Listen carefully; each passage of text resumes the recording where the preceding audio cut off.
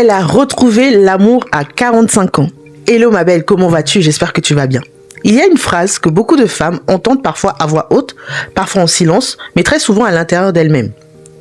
Il est peut-être trop tard pour moi, trop tard pour aimer, trop tard pour être choisie, trop tard pour se marier. Et si tu regardes cette vidéo aujourd'hui, ce n'est probablement pas par hasard. C'est peut-être parce qu'une partie de toi commence à douter, non pas de ta valeur, mais du ton. Bon, avant que je développe, like la vidéo, partage, abonne-toi et surtout active la cloche de notification pour ne pas rater la vidéo du dimanche. Et donc, du fameux timing amoureux que la société impose aux femmes, comme s'il existait une date de péremption invisible au-delà de laquelle l'amour deviendrait inaccessible. Alors laisse-moi te poser une question, une vraie. Et si ton histoire n'était pas en retard, mais simplement en préparation? Nous vivons dans un monde qui nous pousse à comparer nos vies, nos trajectoires, nos relations. À 30 ans, il faudrait être en couple, à 35 engagé, à 40 ans marié. Et quand ce scénario n'est pas respecté, la femme commence souvent à se remettre en question. Pas de façon consciente au début, mais subtilement, silencieusement. Elle commence à se demander « Qu'est-ce qui ne va pas chez moi? Pourquoi les autres y arrivent et pas moi? Qu'est-ce que j'ai fait? Est-ce que j'ai fait les mauvais choix ?» Et pourtant, très peu de femmes se demandent si le problème ne vient pas du cadre plutôt que d'elles. Dans cette vidéo, je veux t'inviter à sortir de cette pression, à respirer et à regarder l'amour autrement. Non pas comme une source, ni comme un objectif à atteindre à tout prix, mais comme une conséquence naturelle d'un alignement intérieur. Aujourd'hui, je vais te raconter une histoire. Pas une histoire de conte de fées, pas une histoire idéalisée, mais l'histoire d'une femme que le monde entier connaît. Venus Williams. Une femme admirée, respectée, puissante, une femme qui a réussi dans un domaine extrêmement exigeant. Et pourtant, pendant longtemps, sa vie amoureuse a été scrutée, questionnée, parfois jugée, jusqu'au jour où une information a surpris beaucoup de monde, elle s'est mariée à 45 ans. Pour certaines personnes, ce chiffre a été perçu comme un retard. Pour moi, et peut-être bientôt pour toi, c'est tout autre chose. C'est le symbole d'une vérité que l'on n'ose pas assez dire aux femmes. L'amour n'arrive pas quand on le force. Il arrive quand on est prête à le recevoir. À travers l'histoire de Venus Williams, je ne vais pas te dire quoi faire pour trouver un homme. Ce n'est pas le sujet. Je vais te parler de ce qui se passe avant la rencontre, de ce qui se joue à l'intérieur d'une femme, des mécanismes invisibles qui font que certaines relations ne s'ancrent pas, malgré les efforts, malgré les qualités, malgré la bonne volonté. Et surtout, je vais t'aider à comprendre une chose essentielle. Ta valeur n'a jamais été liée à ton âge, à ton statut, amoureux ou à ton passé. Si tu es encore ici, si tu ressens ce mélange d'espoir et de fatigue, c'est peut-être parce qu'au fond de toi, tu sais que ton histoire n'est pas terminée. Elle est simplement en train de changer de forme. Alors reste avec moi, prends ce temps pour toi et ouvre-toi à une autre manière de voir l'amour, le timing et surtout toi-même. Parce que parfois, ce que l'on appelle trop tard n'est rien d'autre que le moment où une femme commence enfin à s'aligner avec qui elle est vraiment. Qui est vraiment Venus Williams? Dépasser le mythe, comprendre la femme derrière la championne. Quand on entend le nom de Venus Williams, la première image qui vient à l'esprit est souvent celle d'une femme puissante, déterminée, presque inébranlable. Une icône du tennis mondial, une athlète d'exception, une gagnante. Mais très rarement, on prend le temps de se poser cette question essentielle. Qui est la femme derrière la performance? Venus Williams n'est pas seulement une championne, née avec un talent extraordinaire. Elle est le produit d'un environnement où la discipline, l'exigence et la réussite ont été installées très tôt, comme des piliers de survie et de reconnaissance. Dès son enfance, son quotidien est rythmé par l'entraînement, la rigueur, la pression du résultat. Très jeune, elle apprend une chose fondamentale: pour exister dans ce monde, il faut être forte, déterminée, irréprochable. Et cela façonne une identité. Venus a grandi dans une énergie profondément masculine, au sens énergétique du terme. L'action, la performance, la compétition, le contrôle, la résistance. Ce n'est ni une critique, ni un défaut. C'était une nécessité. Dans un milieu aussi exigeant que le sport de haut niveau et dans une société qui ne fait pas toujours de cadeaux aux femmes, encore moins aux femmes noires, cette force était indispensable. Mais ce que l'on ne dit pas assez, c'est que cette énergie, lorsqu'elle devient dominante trop longtemps, peut créer un déséquilibre intérieur. Vénus est devenue une femme admirée pour sa puissance, mais aussi souvent perçue comme distante, inaccessible, presque intimidante. Et beaucoup de femmes se reconnaissent dans ce schéma sans oser le nommer. Des femmes brillantes, indépendantes, responsables, qui ont appris à ne compter que sur elles-mêmes. Des femmes qui ont tellement développé leur force qu'elles ont parfois, sans le vouloir, mis leur cœur en retrait. Parce que quand une femme apprend très tôt que l'amour peut distraire, fragiliser ou ralentir, elle développe une stratégie inconsciente, se protéger. Vénus n'a jamais été une femme contre l'amour, elle a été une femme occupée à survivre, à réussir, à tenir debout dans un monde qui exige beaucoup. Et c'est une nuance essentielle. Il est important de comprendre que lorsque l'on parle de sa vie sentimentale, il ne s'agit pas d'un manque de désir de relation, mais plutôt d'un manque d'espace intérieur pour accueillir une relation stable et profonde. Quand toute l'énergie est tournée vers la performance, il reste peu de place pour la vulnérabilité, la réceptivité, le lâcher-prise. Et c'est là que beaucoup de femmes se trompent sur elles-mêmes. Elles se disent « je suis trop indépendante, je fais peur aux hommes, je suis trop exigeante », alors qu'en réalité, elles sont surtout déconnectées de leur énergie féminine réceptive, celle qui permet d'accueillir l'autre sans se sentir en danger. Venus Williams incarne cette réalité, une femme qui n'a jamais manqué de valeur, mais qui a longtemps été enfermée dans une identité de battante, de performeuse, de pilier. Une femme qui a appris à être solide avant à être ouverte. Et c'est ici que son histoire devient profondément inspirante, parce qu'elle nous montre que le problème n'est jamais d'être forte. Le véritable enjeu, c'est de savoir quand relâcher cette force pour laisser la place à l'amour. Et si tu te reconnais même un peu dans cette femme brillante mais fatiguée d'avoir toujours tout porté seule, alors son histoire n'est pas celle d'une célébrité mondaine. C'est peut-être le miroir de ta propre trajectoire intérieure. Dans la prochaine partie, nous allons plonger dans les croyances invisibles qui ont accompagné cette force et qui, chez beaucoup de femmes, ralentissent l'engagement amoureux sans qu'elles ne se rendent compte. Les croyances qui ont pesé sur sa vie amoureuse. Quand l'inconscient protège, mais empêche aussi d'aimer. Pour comprendre pourquoi certaines femmes brillantes et accomplies ont du mal à vivre une relation amoureuse stable et engagée, il est essentiel d'aller au-delà des faits visibles. Il ne s'agit pas de ce qu'elles font ou ne font pas, mais de ce qu'elles croient, souvent sans en avoir conscience. Venus Williams n'a jamais déclaré publiquement « je ne veux pas d'amour ». Et pourtant, pendant de nombreuses années, l'amour n'a pas occupé une place centrale dans sa vie. Non pas par désintérêt, mais parce que certaines croyances profondes orientaient inconsciemment ses choix, ses priorités et surtout sa disponibilité émotionnelle. La première croyance très répandue chez les femmes fortes est celle-ci. Je dois être forte pour survivre. Quand une femme grandit dans un environnement exigeant où la réussite est valorisée, où la faiblesse n'a pas sa place, elle apprend à s'autosuffire. Elle développe une autonomie remarquable, mais aussi une carapace émotionnelle. Cette croyance devient un filtre intérieur. Montrer ses besoins, ses doutes ou ses peurs est perçu comme un risque. Or, l'amour mature demande exactement l'inverse. La capacité à se montrer vulnérable, à recevoir, à s'ouvrir sans se sentir menacé. Une autre croyance très présente est « l'amour peut me détourner de mon objectif ». Dans l'univers de la haute performance, l'amour est souvent vu comme une distraction. Il prend du temps, de l'énergie, de l'attention. Inconsciemment, la relation devient quelque chose à contrôler, à retarder, voire à éviter. Non pas parce qu'on n'en veut pas, mais parce qu'on craint de perdre ce qui a été si difficilement construit. Beaucoup de femmes vivent exactement cela. Elles ont bâti leur vie sur la stabilité, l'indépendance, la maîtrise. Et l'amour devient une zone floue, imprévisible, presque dangereuse.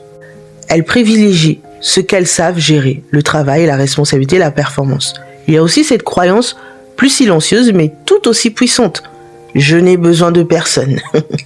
Cette phrase est souvent présentée comme un symbole de force, mais lorsqu'elle devient une armure, elle empêche l'homme d'entrer pleinement dans la vie d'une femme. Un homme prêt à s'engager a besoin de sentir qu'il a une place, un rôle, une utilité émotionnelle. Pas pour sauver, mais pour construire à deux. Quand une femme est enfermée dans l'idée qu'elle doit tout gérer seule, elle envoie malgré elle un message de fermeture. Elle attire alors soit des hommes immatures, soit des hommes qui n'osent pas s'investir, soit des relations déséquilibrées. Enfin, il existe une croyance plus profonde, encore souvent héritée de l'enfance ou des premières déceptions amoureuses. Si je m'ouvre vraiment, je peux être blessée. Cette peur n'est jamais consciente au départ. Elle se manifeste par une distance émotionnelle, une difficulté à lâcher le contrôle, une tendance à analyser plutôt qu'à ressentir. La femme ne se rend pas compte qu'elle protège son cœur, mais aussi qu'elle limite sa capacité à vivre un lien profond. Venus Williams, comme beaucoup de femmes puissantes, a longtemps évolué avec ses croyances. Non pas parce qu'elle était bloquée, mais parce qu'elles lui ont permis de réussir, de se maintenir, de tenir dans un monde exigeant. Elles ont été utiles à un moment donné, Mais ce qui a protégé une étape de la vie peut devenir un frein à une autre.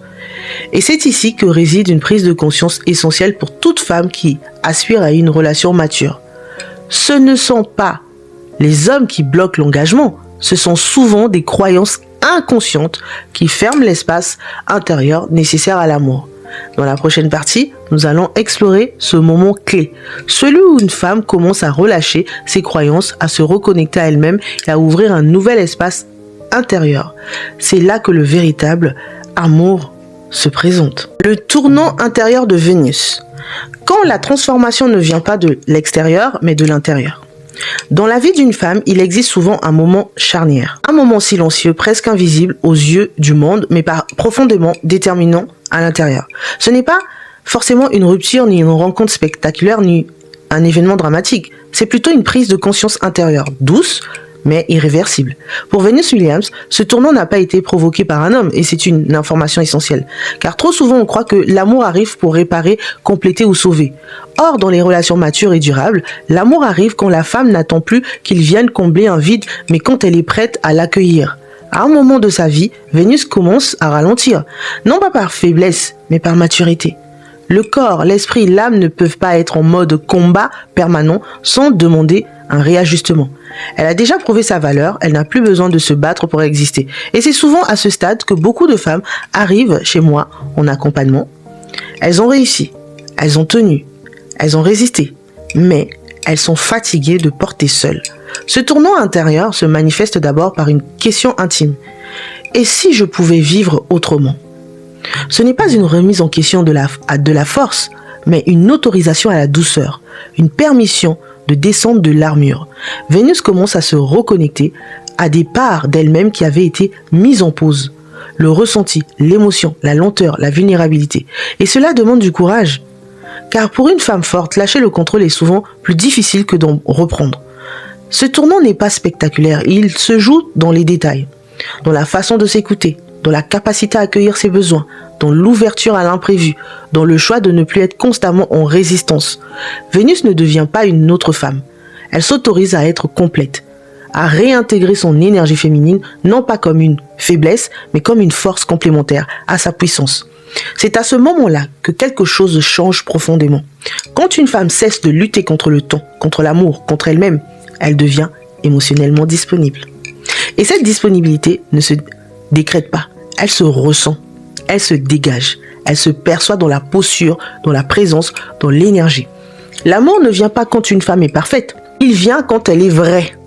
Ce tournant intérieur marque le passage d'une femme qui survit à une femme qui s'ouvre à la vie, d'une femme qui contrôle à une femme qui reçoit.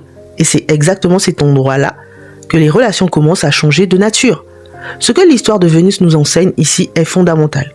Ce n'est pas en cherchant l'amour que l'on trouve, mais en créant l'espace intérieur pour qu'il puisse entrer. Dans la prochaine partie, nous verrons pourquoi le fait qu'elle se soit mariée à 45 ans n'est ni un hasard ni un retard, mais l'expression naturelle de sa vie en fait. Elle se marie à 45 ans, pourquoi ce n'est pas un hasard? Quand le timing extérieur rejoint enfin le timing intérieur, lorsque l'on apprend que Venus Williams s'est mariée à 45 ans, les réactions sont souvent révélatrices. Certaines personnes parlent de surprise, d'autres de retard, parfois même de résignation. Et pourtant, si l'on regarde cette étape de sa vie avec un regard plus conscient, une autre lecture apparaît bien plus juste et profondément libératrice pour les femmes. Ce mariage n'est pas arrivé tard, il est arrivé juste. Nous avons été conditionnés à croire que l'amour et l'engagement suivent une ligne temporelle stricte, comme si chaque femme disposait d'un calendrier universel au-delà duquel certaines portes se renfermeraient définitivement. Cette vision crée une pression immense, surtout chez les femmes qui ont pris le temps de se construire, de se réparer, de se renforcer. Mais la vérité est tout autre. L'engagement durable demande une maturité intérieure, pas un âge précis. À 45 ans, Vénus n'est plus dans la lutte, ni dans la démonstration. Elle n'a plus besoin de prouver sa valeur, ni de se battre pour être choisie. Elle est devenue une femme alignée, stable émotionnellement, consciente de ses besoins et de ses limites. Et c'est précisément ce niveau de maturité qui rend possible une relation solide. Le mariage, lorsqu'il est sain, ne repose pas sur la peur de finir seule. Il repose sur une cohérence intérieure. Une femme qui se marie en conscience ne cherche pas à remplir un vide, mais à partager une vie déjà pleine. C'est ici que beaucoup de femmes se trompent. Elles pensent que le temps joue contre elles, alors qu'en réalité, c'est souvent la précipitation qui les éloigne de la relation qu'elles désirent. Se marier trop tôt, avant d'agir, avant d'avoir réglé certaines blessures, avant d'avoir trouvé son équilibre intérieur, conduit souvent à des relations fragiles, voire destructrices. Venus Williams n'a pas attendu par défaut, elle a attendu par alignement. Elle a traversé ses propres cycles de croissance, de guérison, de réalignement. Et lorsqu'elle a rencontré l'homme avec qui elle s'est engagée, elle était prête à vivre une relation d'égal à égal. Sans lutte de pouvoir, sans suradaptation, sans peur de perdre son identité. C'est un message extrêmement fort pour les femmes qui se sentent en décalage avec les normes sociales. Il n'y a rien de noble à se marier vite si l'on n'est pas prête. Il y a beaucoup de sagesse à attendre d'être alignée. À 45 ans, une femme sait qui elle est. Elle connaît ses valeurs. Elle n'accepte plus l'à peu près. Elle ne confond plus intensité et amour. Elle est capable de reconnaître un homme émotionnellement disponible et surtout de se rendre elle-même disponible à une relation mature.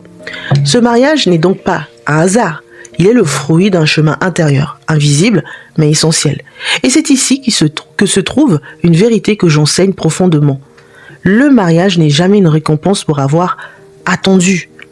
Il est une conséquence de l'alignement intérieur.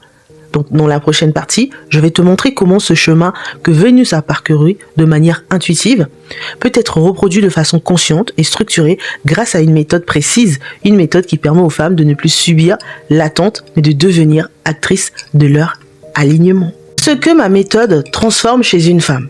Quand l'alignement intérieur change définitivement la dynamique amoureuse. La transformation qu'opère la méthode alignée n'est pas extérieure. Elle ne commence pas par des rencontres, des messages, des applications ou des stratégies relationnelles. Non. Elle commence à l'intérieur de la femme, là où se construisent ses choix, ses réactions, ses peurs et ses attentes inconscientes. Et c'est précisément pour cette raison que les changements sont durables. La première transformation majeure concerne la posture intérieure. Une femme qui entre dans alignée cesse progressivement d'être dans l'attente, l'anticipation ou la crainte de l'avenir amoureux. Elle sort du mental qui analyse, compare, projette. Elle ne se demande plus sans cesse « est-ce que ça va marcher ?» Elle apprend à être présente, ancrée, connectée à ce qu'elle ressent réellement. Cette stabilité intérieure change immédiatement la dynamique relationnelle. Une femme alignée ne cherche plus à convaincre, à rassurer, à prouver sa valeur. Elle n'est plus dans la peur d'être quittée ou remplacée. Elle sait ce qu'elle vaut, non pas intellectuellement, mais émotionnellement. La deuxième transformation profonde concerne la relation à l'énergie féminine. Aligner aide la femme à sortir du fer constant du contrôle de l'hyper-responsabilité. Elle apprend à relâcher, à recevoir, à se laisser soutenir. Ce n'est pas une régression, c'est une réintégration. Quand une femme se reconnecte à son énergie féminine, sa présence devient plus douce, mais plus puissante. Sa communication devient plus claire, sans rigidité. Elle n'a plus besoin de forcer les choses. Cette transformation est souvent visible sans qu'elle ne change rien consciemment à son comportement. Les hommes ressentent une différence sans forcément pouvoir l'expliquer, parce que l'énergie parle avant les mots. La troisième transformation touche aux standards et aux limites. Une femme alignée ne confond plus compromis et renoncement. Elle n'accepte plus des relations floues, instables ou incomplètes par peur d'être seule. Elle sait dire non sans agressivité, poser des limites sans culpabilité et se retirer sans drame lorsque la relation ne correspond pas à ses valeurs. Aligner permet à la femme de comprendre qu'un homme de qualité ne fuit pas une femme qui se respecte. Il fuit une femme qui se suradapte, qui se minimise ou qui attend d'être choisie. Une autre transformation essentielle concerne la disponibilité émotionnelle. Beaucoup de femmes pensent être ouvertes à l'amour alors qu'elles sont encore en protection. Aligner les aide à identifier ces mécanismes invisibles. Distance émotionnelle, autosuffisance excessive, peur de dépendre affectivement. Petit à petit, la femme apprend à être en lien sans se perdre, à aimer sans se dissoudre, à recevoir sans se sentir en danger. Cette capacité est fondamentale pour une relation mature et engagée. Aligner transforme l'identité amoureuse. La femme ne se définit plus par son statut célibataire en couple marié, mais par qui elle est profondément. Elle ne cherche plus à entrer dans une relation pour être assurée. Elle entre dans une relation parce qu'elle est prête à construire. Et c'est là que le changement devient visible à l'extérieur. Les relations qu'elle attire changent de nature. Les hommes qu'elle rencontre sont plus présents, plus clairs, plus engagés. Non pas par magie, mais parce qu'elle n'est plus disponible pour autre chose. Une femme alignée n'attire pas plus d'hommes, elle attire les bons. Ce que la méthode alignée transforme chez une femme, ce n'est pas son comportement, mais son état intérieur. Et cet état intérieur devient la base sur laquelle une relation stable, saine et durable peut enfin s'ancrer. Dans la dernière partie, nous allons revenir à l'essentiel, le sens profond de ce chemin et ce que cela signifie pour toi, ici et maintenant, dans la suite. Ce n'est jamais trop tard quand une femme s'aligne. Si tu devais retenir une seule chose de l'histoire de Venus Williams, ce serait ni son âge, ni son statut, ni même son mariage. Ce serait cette vérité profonde, souvent oubliée, mais essentielle. L'amour n'arrive pas quand une femme se presse. Il arrive quand elle est prête. Vénus ne s'est pas mariée à 45 ans parce qu'elle a attendu trop longtemps. Elle s'est mariée à 45 ans parce qu'elle est devenue, à ce moment-là, pleinement alignée dans la relation qu'elle désirait vraiment. Alignée avec elle-même, avec son rythme, avec sa vérité intérieure. Et c'est exactement ce que je veux que tu comprennes aujourd'hui. Si tu es encore célibataire, si tu as vécu des relations incomplètes, instables ou décevantes, ce n'est pas la preuve que tu as échoué. Ce n'est pas un verdict sur ta valeur. C'est souvent simplement le signe que ton alignement intérieur n'était pas encore en cohérence avec l'engagement que tu souhaites vivre. Et ce n'est ni une fatalité, ni une condamnation. Beaucoup de femmes passent leur vie à attendre le bon homme, alors que la vraie question est souvent « Suis-je réellement prête à recevoir une relation mature, stable et engagée ?» Prête à ne plus suradapter, prête à poser des limites sans peur, prête à recevoir sans contrôler, prête à aimer sans me perdre. Ce sont ces questions-là qui changent une vie amoureuse. Pas les stratégies, pas les délais, pas les comparaisons. Le mariage, lorsqu'il est vécu en conscience, ce n'est pas une récompense sociale. C'est la rencontre entre deux personnes émotionnellement disponibles, capables de se choisir sans se sauver, sans se contrôler, sans se fuir. Et cela commence toujours par une femme qui s'autorise à s'aligner. Si cette vidéo a réveillé quelque chose en toi, une émotion, une prise de conscience, une évidence, alors fais-toi confiance. Ce ressenti est précieux. Il est peut-être le signe que tu es à un tournant, toi aussi. Rappelle-toi ceci, ton histoire d'amour n'est pas en retard. Elle attend simplement que tu deviennes pleinement toi. Et le jour où tu cesses de courir après l'amour, où tu cesses de douter de ton timing, où tu cesses de croire que quelque chose manque chez toi, c'est souvent à ce moment-là que l'amour trouve enfin sa place. Parce qu'une femme alignée ne supplie pas la vie, elle accueille. Et si tu choisis ce chemin, alors peu importe l'âge, le passé ou les détours, ce que tu désires devient palpable. Et donc, si tu souhaites aller plus loin avec moi, je t'invite à réserver un appel découvert offert. Le lien est en description de cette vidéo. Sur ce, je vous souhaite une très belle soirée ou journée et je vous retrouverai dans une prochaine vidéo. Tchuss!